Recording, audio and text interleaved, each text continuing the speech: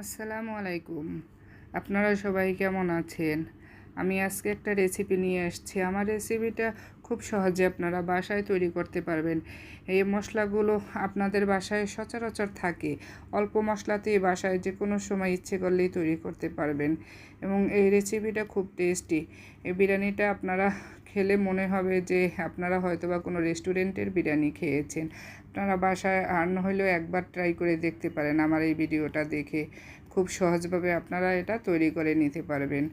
আর আমার যদি এই ভিডিওটা ভালো লেগে থাকে তাহলে আমার চ্যানেলটিকে আপনারা সাবস্ক্রাইব করে পাশে থাকবেন। আল্লাহ হাফিজ।